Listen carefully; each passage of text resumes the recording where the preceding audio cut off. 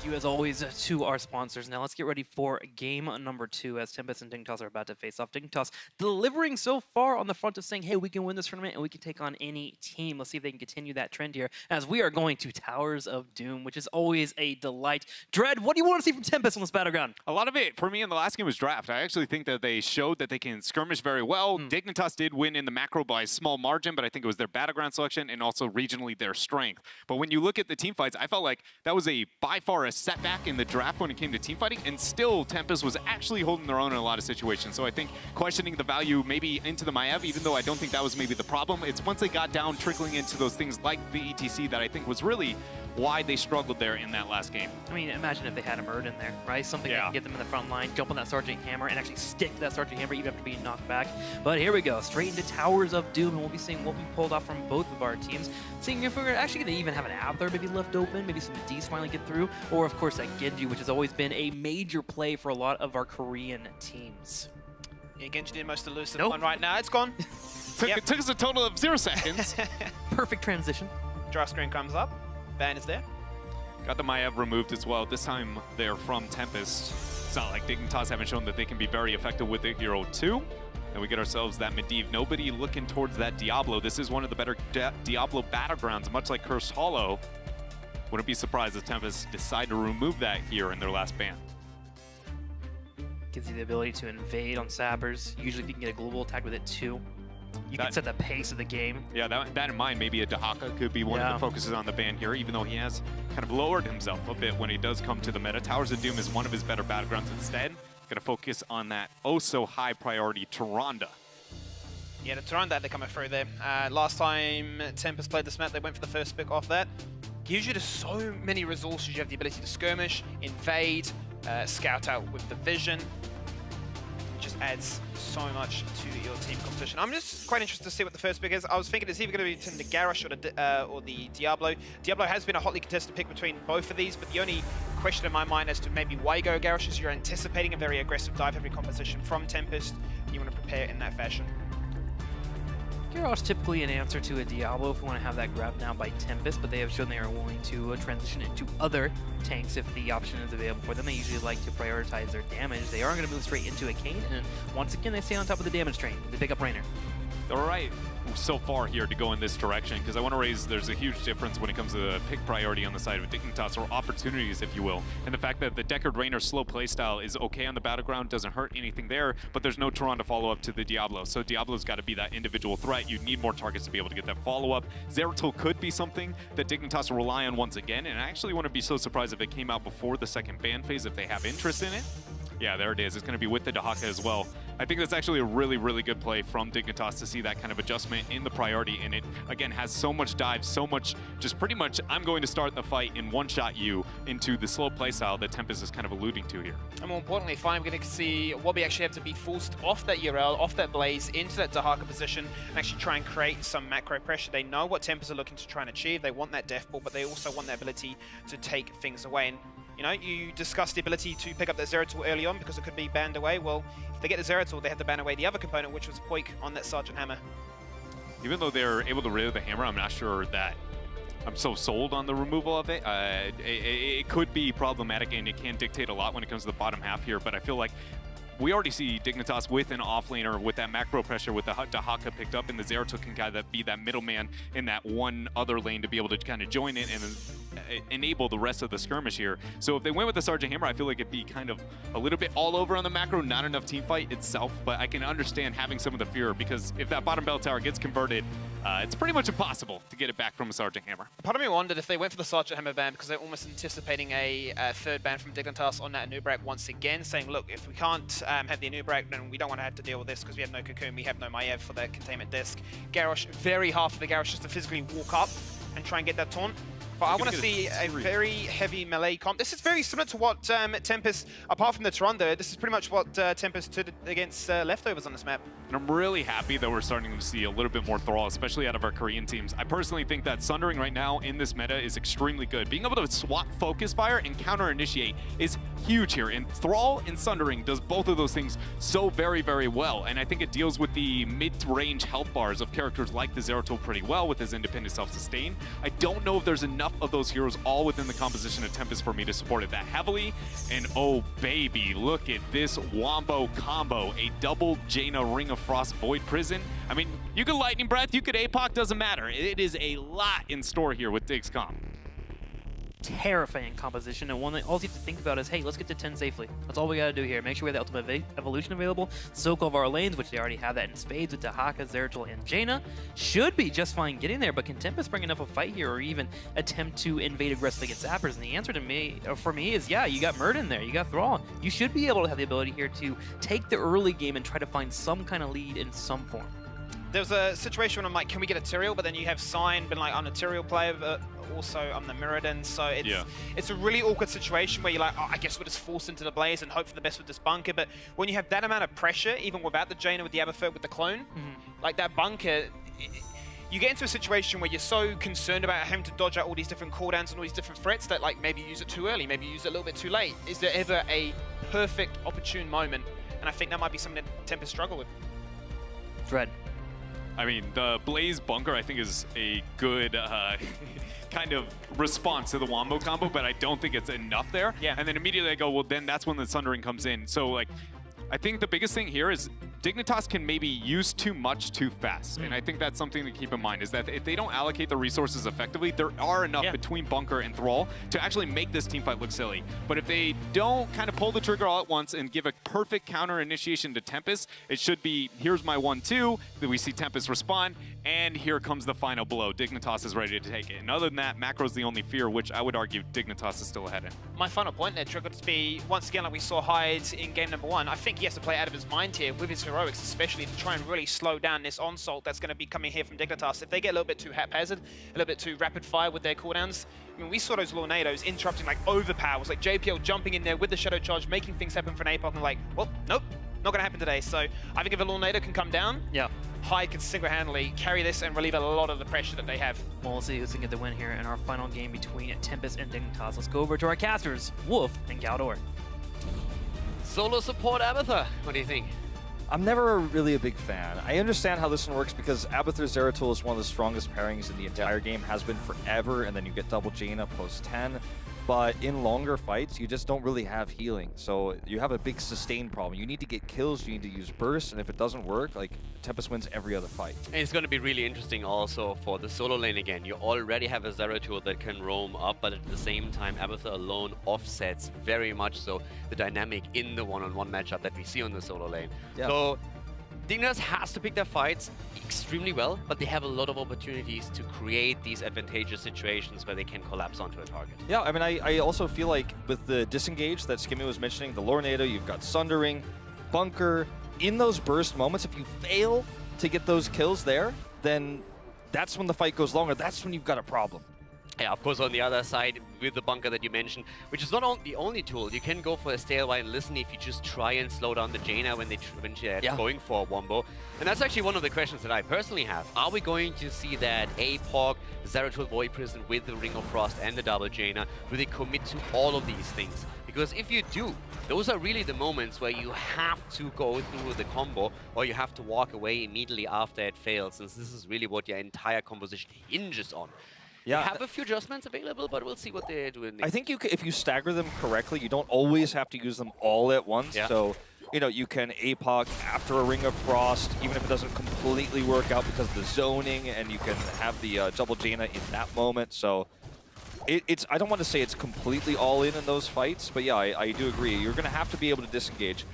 At least in those moments, you don't have a ton of chase on the side of Tempest. Not like they're running an Arthas or anything like that. So you do have escape potential, a lot of mobility with these. Oh, Snitch finds himself in a very unfortunate spot here, and that's going to be first blood. But we have the immediate response at the top. Dami finds himself on the wrong end of that fight, is trying to rush away here. There's even a bit of a rotation coming his way, but in the end, that should be a dead Blaze. You could see Hyde was thinking about coming up there to maybe drop some potions, but there was no way out of that one, unfortunately. So at least doesn't go too terribly for Dignitas. It ends up being a trade at the end of the day. You could see, though, in that moment where Snitch died, there's a lot of crowd control. So if you are that one lone member trying to get away, you're going to have a hard time. Oh, Dignitas with the invade here immediately. I love They know that Thrall is topside, so they're going straight in and say, if you want to fight, we're ready for it. I love this because you're running Diablo, it's early game. Murden can't sit on top of that. He doesn't have the CC to compete with that. Especially with Thrall still stuck topside. You know that you have a 5 versus 4 if you count Abathur in here as well. So Dignitas with a fantastic invade, stealing the camp away from their opponent. And we already have Dehaka here in the mid lane with a bit of pressure against lockdown. He should have Tongue in just a second. Now he's got the speed here from the Abathur. Yeah. That's going to be a solo kill, I think.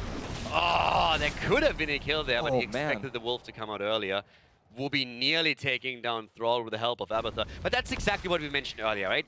You have the presence on the map with Zeratul, with Dehaka, and an Abathur head. You can create a lot of kill opportunities if you play your cards right and you collapse on the solo lane. This is what I'm learning about this composition. We never see solo support. Oh, hold that thought. We're going to learn more here. Dami's going to get caught. Snitch coming up. Nice rotation. JPL as well. This should be a guaranteed kill. And what I'm learning about this composition, Kaldor, here is we don't see this ever in Korea. Like, never, ever. And this is the, you know, normally we see Dignitas do a very Korean style at international events, but this is not just about those wombo combos post 10. They can control the early game, they can get kills, they can get 10 faster by roaming the map like this. You know, you're saying that you don't see it a lot in Korea, and it feels a bit that Tempest is caught a bit off guard by these quick rotations and collapses onto single targets that we see with the Global, with Abathur, the Zeratul coming in, and even the rest of the team rotating through. There was pressure against Thrall, pressure against Blaze, and it led now to 2 kills for Dignitas already. Ooh, JPL hidden. Good does not know he's there. This could be a huge opportunity. He's going to obviously be able to delay, but look, Dehaka's coming down too. It's not just a one-man delay. He sees the brush stock here, and he's going to run away. Nice reaction here by Good as the rotation comes down. If he gets the flip over, that's a kill. Yeah. As Dehaka came in, there was a great opportunity here, but now Thrall falls up at the top side. We have a kill for a killer. Zeratul took down Thrall, but Jaina fell first. But so far, it's an exchange in altars, but Tempest now making the play for the bottom of the map. Unfortunately, with Jaina gone, they just don't have a lot of range damage here, so Good is going to be able to get this channel. Now Tempest doesn't have to fight. They know there's a risky moment here with Abathur on the map. Abathur could be soaking mid while also hatting someone down here. They're just going to leave, but they do end up getting the better into the trade here. And Abathur is going to become stronger for this composition as the game progresses. So at least in the early game here, getting one of the 3 altars is already a good start. They have the kills as well. In an ideal world, the Dignitas would have picked up another altar here, but I think so far they're very happy with how this game is going. Sign under a little bit of pressure here, but he's just trying to delay this rotation. Does get the flip here. A nice power slide there. That would have been the death of him. If he got tongue grabbed there, that is GG. That Stormbolt immediately stopping Dehaka in his tracks was incredibly important. As you said, if that tongue connects and he's getting that drag back in, that's going to be the end of him right there. It's a good reaction that we see from Murden.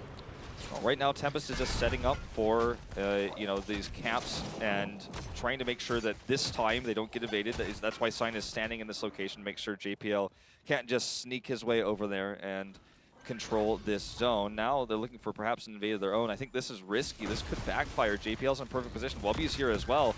Tempest late on the rotation as well, so I'd be careful about this one. Sign just going to stay in position, make sure no more dismounts happen. This could backfire as well for Wubby. Yeah, Lockdown is waiting for another opportunity to send the Wolf through here. Also interesting to see that we have on level 7 the Emerald taken again for Deckard Cain. Yeah. Now obviously we have a couple of healing sources in this game on the side of Dignitas, but you're not running up against the super heavy heal support here on the other side. So you could have definitely deviated away from the Emerald. I agree. I think they're really just trying to sell home the idea of you have no heals whatsoever in a longer fight. So if you don't blow us up, then, I mean, you're, well, not no heals, but you're going to have significantly reduced heals in these fights. So, you know, health bars aren't going to come back easy. Nice zoning here, actually, by Tempest, threatening with the Raynor pick. And Dignitas actually shows some serious respect to that and give the shots away. Yeah, no, Dignitas obviously is aiming for level 10 here with the Abathur composition that they're running. Already we're seeing now Wubby being attacked here by Dami and blocked, but as we said before, a huge aspect in this one-on-one is always going to be the Abathur symbiote that you can throw into a target. It's going to offset the balance on that lane heavily. Again, the attack, this time against Lockdown, and he goes down. Great grab by JPL as Diablo goes in for the engage and delivers the kill. And this is going to push Dignitas closer and closer to the biggest power spike, which is those heroics, the combos, the clones. And even though they're behind in 8 core hit points, that can be made up so quick with just a few one-team fights. I mean, the core health doesn't matter unless it's 0. So in these fights, these trades, they're getting these fast rotations. They're not taking any risks against Tempest because now they've got 10 and that's all they needed. This is a trademark of this map, that you can, in the beginning, just let so much go. Look at the early copy here. They're going for the prison. They have the APOC. They're looking for the ring and they get it. There's the kill. Snitch kill you. Deckard goes down and they're looking for more, but they have to be careful. Zeratul is low. Xaylia is still alive with that clone, doing a lot of extra damage. Lockdown gets hit by the isolation. Snitch is still alive. They need to respect that. Even though he's low on health, he can do a lot of damage. Minimum here, this may just be a bell tower take. They're looking for this catch here onto Wubby. Slowed, he gets the drag by JPL. JPL! The huge gets baited in and goes down. Dignitas with another kill and a bell tower at the bot lane that is up for grabs. And this was so well coordinated because they had the wave bottom. They knew they could dive this. They knew that that bell tower was not going to be firing. JPL makes the big save there, forces this to be a massive trade up for Dignitas. Tempest has 10 now, but this is exactly what they wanted. One problem is though that Dignitas is on cooldown, so they have to give the bell tower up. Or the altar. They didn't actually grab the last few remaining hit points from the bell tower bot side.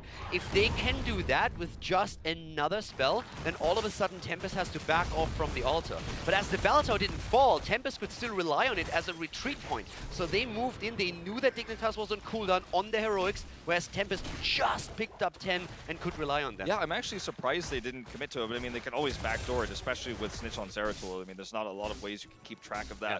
Plus, they're prepping this wave a lot. But I do feel that Tempest wants to heavily commit to defending this. A really weird pick here for Korea. We almost never see Earthquake for Thrall, so Lockdown is going to try to slow this fight down, prevent some of the burst potential as Dami will have to bunker early. Nice trade there. I also have to talk real quickly again about the decision of Dignitas to let this bottom altar go. I actually, as much as it hurts them, I like it. They weren't cooldown on the heroics. If they force a fight there and really try to go toe-to-toe with Tempest as they just picked up their heroics, they could lose this and they can't fall behind with this composition. So instead, we're now seeing Wubby at the top, crushing the bell tower. They convert this one. The one at the bottom is about to be grabbed up as well. Another Void Prism. The APOC is in!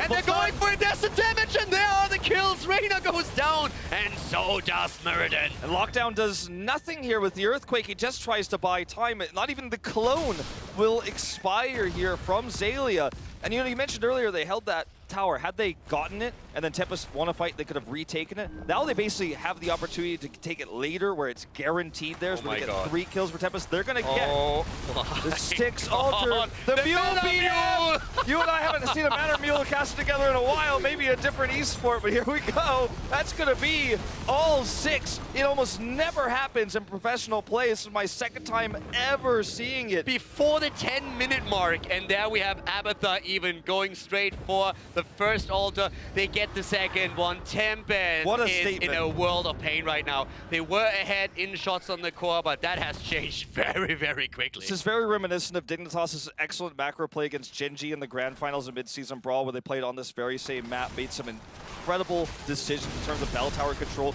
If you leave them low on hit points, then take them at the same time, it becomes more difficult to retake them. If you take them early, then they could be taken during those times. But Dignitas took both at the exact moment where 3 were dead for Tempest. They get the boss shots in, and now they've got a massive lead in both experience and core health. What a beautiful game so far by Team Dignitas. 2 levels ahead against Tempest. 24 shots against 17, and now the attempt to protect the bottom bell tower as Tempest is attempting to push it. The drag, the push, the kill, and down he goes. Reyna dead as Tempest lose another member, and there it is, the Void Prison, the ring, and the blow up. Oh, triple stun there. All you need to set up for that ring. So well executed. Tempest looks lost against this composition. We do see every now and then the Abathur ban here and there on this map, but for different reasons. Solo support Abathur is never seen play in Korea, and I don't know if it ever will, but after this, I guess there's a case you can make. Tempest is going to go home with the stories of the terrifying Abathur into the double Jaina, the Ring of Frost. And this game feels like it's over, Kyle. I mean, there's no way back into this, it feels, for Tempest. They're down a talent here, and they don't have any way to take a straight-up fight anymore. The old-school copy on the Jaina with all the burst damage in the world. Deckard Kane just doesn't have anything here. Sign jumps in. They want to force a fight right now. They're 3 levels behind, but here comes again the attack. Snitch is low, but he survives. Sign, on the other hand, barely moving out as the fight continues, and JPL is looking for a kill. The drag against Army. He's in range. The jet propulsion gets blocked, and that's another kill for Dignitas. It just feels like Dignitas has never won anything more than winning this game right now, than taking the 2-0, avoiding that EU versus EU matchup. Topside, you see that Abathur with a channel. Murden is actually trying to get their own ultimate, but Ruby immediately globals in. Denied. And both of them are now taken over, and Tempest is down to one health point on the core. A miracle is what they need to win this game. It seems very unlikely. Dignitas just one shot away from guaranteeing their spot. First place in the group if they win this map, if they get one more shot. And Tempest has to fight the next fight without even talent tiers. They don't have Engage, they don't have the Sundering. It just feels like this game is already over. What a statement. What a statement by Dignitas. Not only the victory in Cursed Hollow, but just look at Towers of Doom here. We've seen how strong Dignitas is on this map at the mid-season brawl, and now they're doing the same thing to Gen G against Tempest. They take down Muradin. JPL is low. They're still trying to fight here. Muradin is dead, but they at least get the counter kill against the frontliner of Dig. Yeah, he's going to respawn instantly, though, and, you know, in a rare case like this one, it's actually great to have that fast respawn. Usually you feel terrible when you die like this and lose all of your souls, but he is going to be able to contest the next objective, which is coming up fairly shortly. They're even going to take this fight here on these sappers, which could end the game. And the biggest problem is you go up against a double global at this point. Abathur can at any point just burrow in, tunnel in, and get a quick channel through if you just peel a bit for him and block them. And that's so what double now. plus these sappers, so they have to defend 3 sappers and 2 altars. Abathur's ready. Yeah, exactly. He's ready. He's coming down. They're pushing this in, and Abathur just goes to the bot lane. Yeah, they have to win this fight and stop the channel. It's impossible. There's just no way. Lockdown going to get an initial kill here, along with his teammate here, good, as they do blow them up, but Abathur is just waiting 10 more seconds. They need to get down there. They need to get down there and stop that channel. 5 seconds to go. Muradin is already away, but the Haka is moving all the way down to the bottom. Slows. They're swapping over. They're trying to slow it. Abathur with the channel. Look at the Haka. He says Wobby no. is saying there is There's no way. The Slug gets the channel. There's the dance. Celia with the moves as the core goes down. Dignitas with a 2-0 victory against Tempest. And that will guarantee them first place in the group. With this win, the extra 3 points they take will not see in this group and Group B a Korean team at the top. What a statement they made, not only with the 2-0 score, but with how dominant they looked in that final game on Towers of Doom. We've seen very few games in this tournament with this level of teams that were just that one-sided. Total beatdown that we saw here. Unbelievable. Great performance by Dignitas. And now, of course, all eyes are once again headed towards that potential match between Dignitas and Gen G. For Tempest, you know, this is going to be a tough loss to take. It's a tremendous opponent in Dignitas, the finalists for Mid-Season Brawl, Europe's strongest team this year. But I think they've learned a lot about how Solo Abathur works, how this map can work in terms of early kills, and, you know, I think a little bit about the depth of Dignitas. It's not just the Korean style we're seeing from this squad, but they can play some North American-esque strategies. They can play those EU solo Abathurs. It's a huge wealth of drafts available to Dignitas. And if we learned one thing in this game is that Snitch will kill you. And we're going to hear a little bit more from him in person as he is ready for the interview with Kevin on the stage. That's right, Kaldor. I'm here with Snitch from Dignitas. Snitch, you mentioned in the pre-interviews that you wanted to take first in this group. Well, you got it, man. You put on a master class on Towers of Doom against one of the best teams on the planet. You guys must be feeling really confident right now. Yeah, I think we're definitely feeling really good. I think our biggest concern was meeting Gen G earlier than the finals, but now that we've secured first, as long as they perform the rest of the group, you know, everything will be okay. So if Rich could win today, or, you know, Rich could win against Miracle, that'd be really good. So Rich, that one's for you. Ooh, the gauntlet's been thrown down. Fantastic. Now, also in the interviews, you said something very interesting. I asked you about the difference between Dignitas 2017 and Dignitas 2018. You said 2 things. One was this was the best roster Dignitas has ever had, which is just interesting fact. 2, you said realistic ambition versus dominant teams. And I would love for you to give me a little more insight on what you meant by that. What exactly does that mean? I think it's just the idea that we could look at our place in the game right now and be like, we could be the best team in the world. We can contend these top Koreans. Like, it doesn't feel like an era anymore where we have to fear like the Korean teams as these like powerhouses. Like we've already proven we can defeat Tempest consistently, which we did at the MSB and here today. You know, Miracle are an up and coming, but I feel we feel very confident against them. It's always that big Genji, you know, that's the final boss. But I think, you know, we're in a position as a team where we feel very confident that we could take anybody, and you know that's kind of what I meant by realistic ambition. Is we can look at the trophy and be like, that could be ours this year. Well, it sure seems that way as well, just watching you so far. Last question. Obviously, the news of JPL and his retirement coming up is bittersweet for the community. I'm sure it is as well for your team. Does that impact your play at all going into BlizzCon? Does it do anything to change the way you would approach this tournament in any way? I mean, for me personally, I'm working harder than ever. You know, me and Jay played together for a very long time now. As you say, it's a bit bittersweet to be letting go, but this is the final hurrah, you know. The only title Jay hasn't won is a World Championship, and this would be a nice one to take, I think. So yeah, we're all definitely trying as hard as we can to make this like his last stand. You know, he can put a mark on the game that everyone will remember, and you know, while it's sad to see him go, we're gonna make sure that we win for him. Well, I certainly hope for that for you and your team. Good luck. Can't wait to see you on the BlizzCon stage. All right, guys, back to you. I love Snitch, honestly. What a perfect guy, man.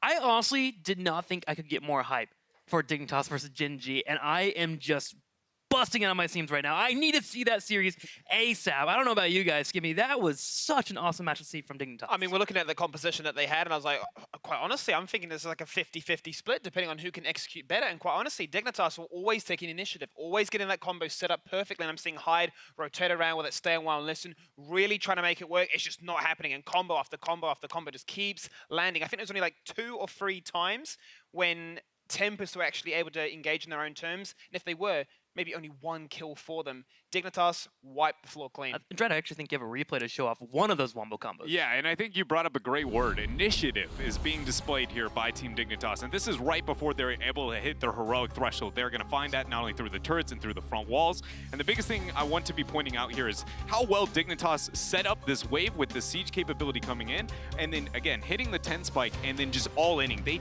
waste 0 time here to let Tempest get away from this situation. So once the minions are clear, no time wasted. Bam, we have Zalia come in here. He's got himself a clone, and they're going to go for the initiation. So look at Snitch. He's going to waste 0 time. He's going to teleport in, hit a 2-man void, and that is where the wombo combo dream comes in. But it is not over yet here, ladies and gentlemen. There are some things that happen in this fight that are still beautiful beyond this. I mean, let's be real here. Everybody loves a wombo combo dream, but now we take a minute to appreciate that. If we bring it back here a second, sorry about that. After the combo comes in, Snitch actually is almost about to die, and he's getting pressured very heavily. He feigns one direction, Vorpals the other, and dodges a Muradin Stormbolt on the bottom part of your screen that saves his life at that point. Going through, then Wabi coming up from above, a max range isolation hit down onto Lockdown. That is the initiative you were highlighting before. Team Dignitas, the stars aligned, and they did not wait for a second, punishing heavily Tempest, and at this point on, it felt like this was very much the breaking point for this team. And I mean, shout out at the very end here to Dami, kind of getting baited in once again there from Dig. Dread, I feel learned right now, but I gotta say, you did rob us of the big 4-man wombo combo happened at the bottom lane there. What was going on, Dread? We need to see that. There were beautiful wombos from all parts, but I think the biggest thing to highlight with this one is that, again, Dignitas, most teams in this situation, especially with an Abathur support, have a moment to pause. And Dig literally waited almost 0 seconds. The minute that minion's gone, Zalia's like, time to clone, let's do this. And then 2 seconds later, you see Snitch go in and make sure that he sets up that team. And it's the small things afterwards that make that not a bad initiation. Because ideally, and I think an average team, you lose Snitch in that circumstance. I don't think you find that isolation out from Wubby in the flank with the collapse down. And so that is why Dignitas is not just your average Joe coming out of the West. That's why we are looking at them as possibly one of the first times that we see the Western scene compete for a BlizzCon title since Cloud9. Dread, you just put the cherry on top of the hype train. Thank you very much for that. I am so excited for more Dignitas, and we'll get more from them in the future. But for now, we are done with this series. Thanks for hanging out with us. Up next, we got more matches coming your way.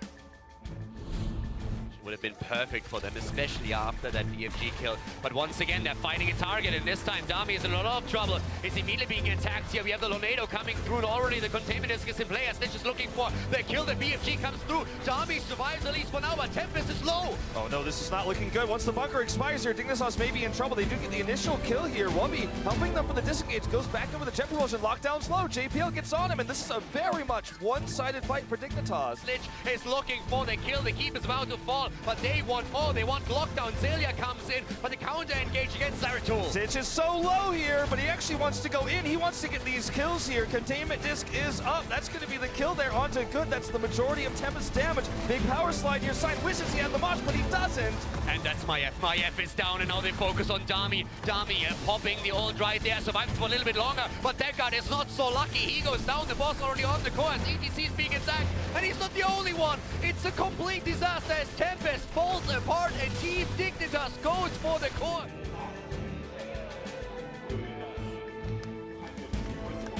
The one at the bottom is about to be grabbed up as well. Another Void Prism. The APOC is in, and they're going for it. There's the damage, and there are the kills. Reyna goes down, and so does Muradin. And now the attempt to protect the bottom bell tower as Tempest is attempting to push grab. it. The drag, the push, the kill, and down he goes. Reyna dead as Tempest lose another member, and there it is, the Void Prism, the ring, and the blow up. Oh, triple stun there. All you need